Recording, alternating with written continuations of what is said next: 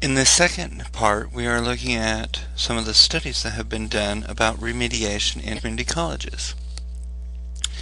We'll begin with a study that was completed by Hagedorn, Lester, and Cypers, in which they studied remedial math students in the LA Community College District.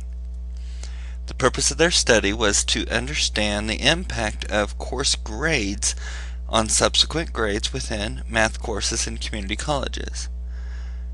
Their sample was 4,824 community college students, and what they did was they looked at the transcripts of these students and the grades that they received in developmental math classes.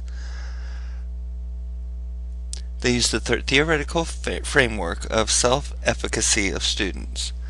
Self-efficacy is defined as the belief in one's capability to mobilize the motivation, cognitive resources, and courses of action needed to meet situational demands.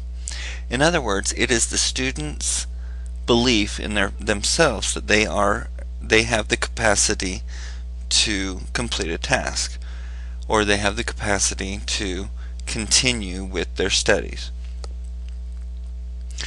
In this framework, people with high self-efficacy will tend to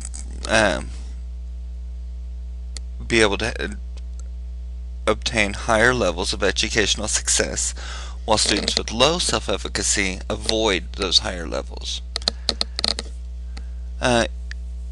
Similar to this is the idea of math anxiety, and the study showed some possible reasons that students come into a math class with math anxiety. Some of these reasons may be a previous hostile or uncaring math instructor who had unrealistic expectations. Perhaps poor teaching techniques and lack of multiple teaching methodologies, or the student has poor test-taking abilities. Oftentimes, math anxiety comes from more than one of these places, and there are other areas from which math anxiety would come. So the LACCD study, the results found that grades do indeed predict success in subsequent math courses among community college students.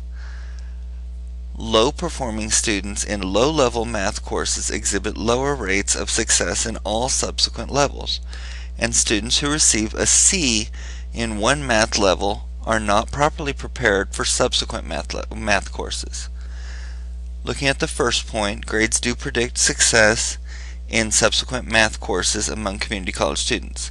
They found that students who made an A or B, or if it's a pass-fail, they passed, they tended to be able to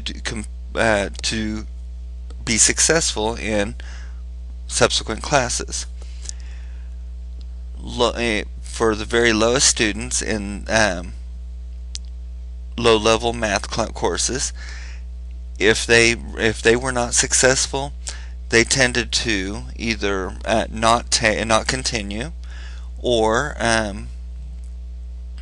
they either did not continue, or they were not successful in subsequent classes. And these were students with a C or a failing grade. And they found that students who received a C in a math class are not properly prepared for subsequent math courses. This could be from a gentleman's C, where an instructor gave a C to a student who tried really hard, or it could be a student who received a C and just did not understand the material, ultimately understand the material. A possible solution that the authors provided was that students who did receive a C could take an intermediary math course without financial penalty. This would provide those students with a bridge between the course that they passed but were not quite ready to take the next course. And their suggestion that this could be done without financial penalty is an interesting one, to say the least. There are some unpublished studies that I'd like to look at as well. Long and Bettinger have completed a study of students in Ohio.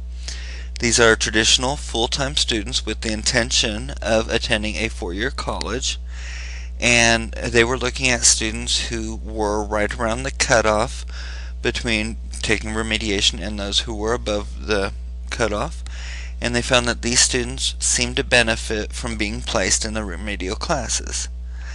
They were more likely than their peers to persist in college and to earn four-year degrees. A similar study took place in Florida, also by Long, but this time with Calsagno, and they studied 100,000 community college students who scored just below the cutoff, and they found that they were slightly more likely to persist to their second year of college. A contrary study was completed by Martorella and McFarland of 255,000 community college students and 197,000 four-year students in Texas, and they looked at transcripts from the 1990s, and they compared students who had similar skills, again similar to the other ones, but they found no evidence that remedial reading or math students were more likely to graduate. No, of these three studies, not one of them showed that, or studied the very lowest abilitied students. And the reasons they did not study those students were ethical in, well, they were for ethical considerations, because they felt that those lowest level students, if you did not provide them with remediation, that it would cause harm to them. So you couldn't compare those those low level students, those who took remediation and those who didn't, because they all ended up taking remediation.